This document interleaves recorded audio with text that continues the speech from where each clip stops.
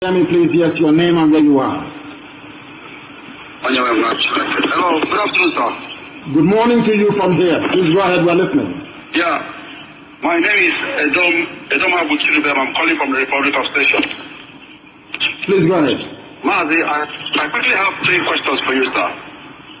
Go ahead. One is, yes, my first question is, considering I was made to understand that the miracle that happened to our people when they were living from Israel, from Egypt down to the Promised Land, also happened to the progenitors of our ancestors when they got to the Amambra River. Is that true? Or is that's my first question? That is true, because the Amambra River, if you on low tide, you will see stones on the floor on the bed of the river where they marked and crossed. The same thing happened. If you go to Amambra on low tide, that is why our tourism will be the best in the whole world when Biafra comes. We'll go and show you where our progenitors, the last wave of the migration that came from the Afar region of Ethiopia, marching through the East Central Africa, marching through the Congo, Gabon, and Cameroon, that came into our land. We will show you where they crossed and settled at Umwe and Agile. Thank you much, Neke. Yes, thank you. Then my second question is,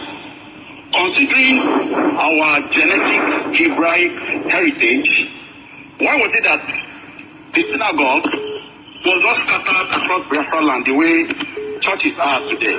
That's my second question, if I go to the last one, sir. Because in our land we are made up of 3 people, 3 migration, 3 groups make up Biafra land. The first, you have the original people in the land. I will give you the same biblical analogy.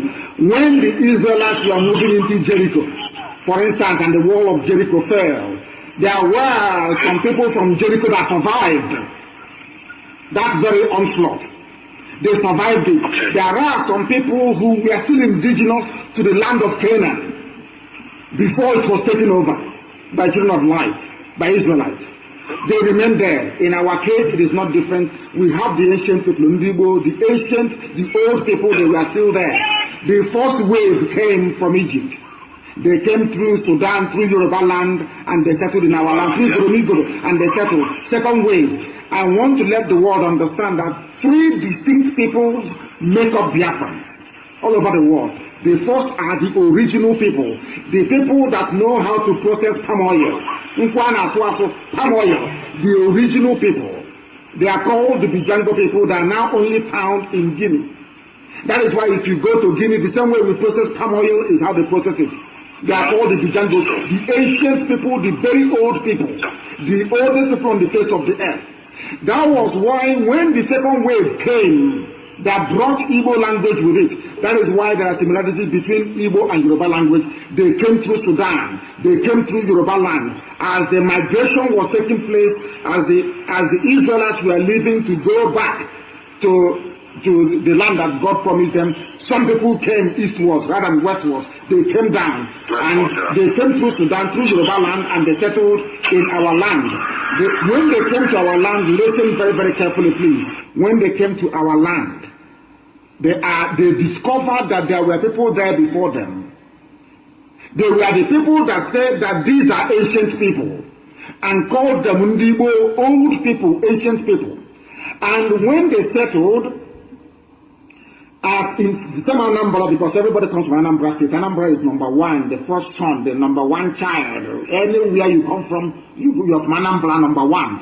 When they settled, they were the ones that gave the name Agolo-Zibo, which means this is the town in Angolo. Through this road in Angolo, will you now go to the settlement where the Igbo people are living, the ancient people? That is why you have the name Agolo, Ozo Igbo. Ozo Esiadebendi Igbobi. Through this road you go to Igbo settlements. Somebody gave them that name, not a white man. The second wave of Igbo people, or should I say Biafrans, that came from Egypt. Now you have the final wave that came before when Samaria was conquered. The Assyrians came and collapsed the northern Samaria. They now migrated. The house of Ephraim. The Ephraimites, the house of Ephraim, that came from a place you call Harish in Israel. The house of Ephraim, their soil in Israel is red as you have the soil in our land. Those People that know Israel very well. Now listen very carefully. Now when this wave came, as a result of the collapse of the northern kingdoms by the Assyrians, they started their migration. They never came straight. They first of all went to the Cushite land. They went to Abyssinia, present-day Ethiopia. They stayed. That is where our name came from. They stayed in the Afar region. As I finish this morning, I give you biblical citation to tell you that God is with us. As they came, they settled in the land of Ethiopia, in the Afar region of Ethiopia.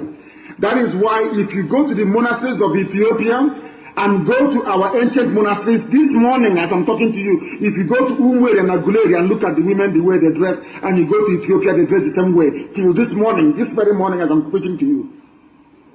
This kind of wave came from the Holy Land, went to the Afar region of Ethiopia and sojourned. That's where we got our name from. Afar, Biafra, I'm coming to that. And they started the migration. From there, they passed through everywhere in the east. They passed through the likes of Rwanda, they passed through Congo, they passed through Gabon, they passed through Cameroon. That is why if you continue to check the ancient map of Biafra, you will see that at some point they were part of Ethiopia.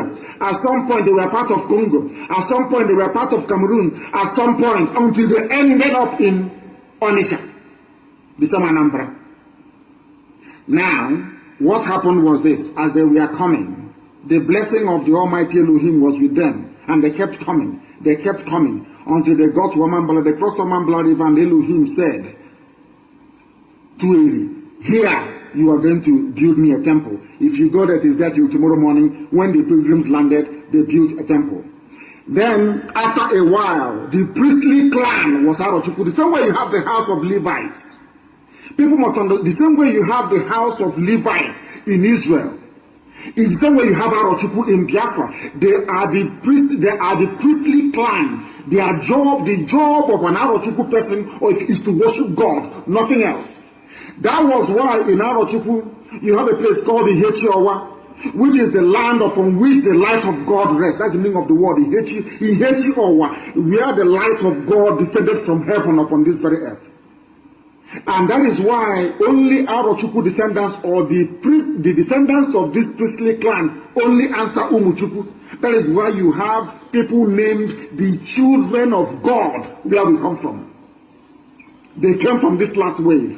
Now, in the book of Zephaniah chapter 10, everything I tell you, I back it up with the scriptures. In the book of Zephaniah chapter 10, I think chapter 10 verse 3, or is it chapter 3 verse 10? I think it's 10:3 or 3:10, one of those. I will check it now.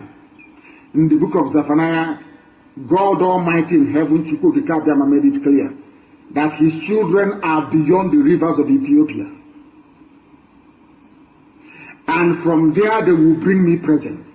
My daughters, as we left the Afar region and continued our migration, Elohim said in the book of Zephaniah, my daughters from across the rivers of Ethiopia, the rivers of Abyssinia, one day you will come to Jerusalem to bring me a gift. It's in the Bible. So that is who we are. 3 people in one. The perfect Holy Trinity, if I may say that. Please go ahead. Okay. Thank you, sir. Then my last question is, where is the Ark of God domiciled? Is it in the blessed and holy land of Biafra? Or in the land of the Prince of God, which is Israel, or with the kleptonomians as they used to, as we know them with? I think that the Ark of the Covenant rests in Ethiopia, in the Aksum region. That is my belief, the original one. Because when the house became corrupt, when the house of David became corrupt, because of course David gave birth, the sex led to the Queen of Sheba and gave birth to the Menelik dynasty of Ethiopia. The Amhara dynasty of Ethiopia that later became Ethiopia. And when the son was being smuggled out of the palace, the priest, they said, this is a legend, the priest of the holy house took the original Ark of the Covenant and gave it to him to take to Ethiopia for safekeeping. And they built a fake one and left at the temple. The reason why I believe is that if you go to a place called Aksum in Ethiopia, I think in the Amhara region, you will see that the Knight Templars, These are they claim that the servants of God. The Knights Templars came to Ethiopia. What would they be looking for in Ethiopia and building a church in Ethiopia? People believe that that was where the Ark of Covenant was found, and nobody can enter into that very place.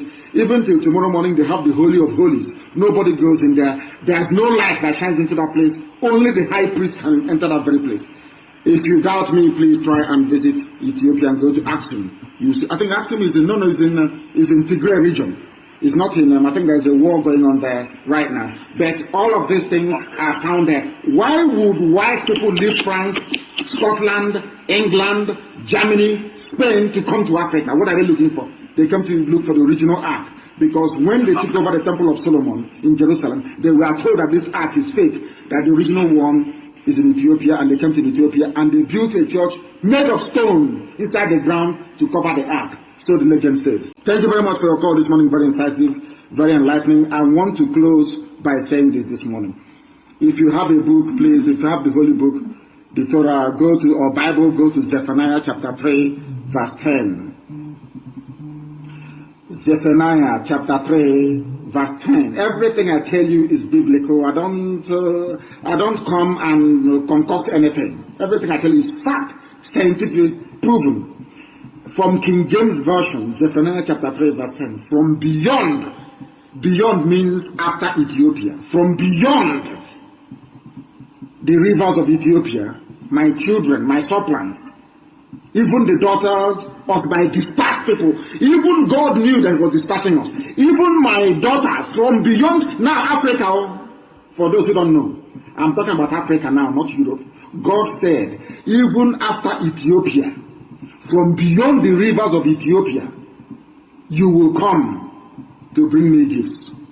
You will come to worship me. From where I have dispersed you to. This is according to the Bible, that your thieving, criminal, Pentecostal pastor can never teach you. And my good friend, Reno Omokri, I want him to understand what I'm saying this morning. Everything we say is from the scriptures. That Elohim, God Almighty in heaven said, my children are going to come even beyond Ethiopia, the rivers of Ethiopia. Those outside, where I have dispersed you, are the banks of Omambala River, in the blessed land of Biafra. From there you will come. You will remember that I'm your God, and you will bring me blessing to my house. That is what Elohim said.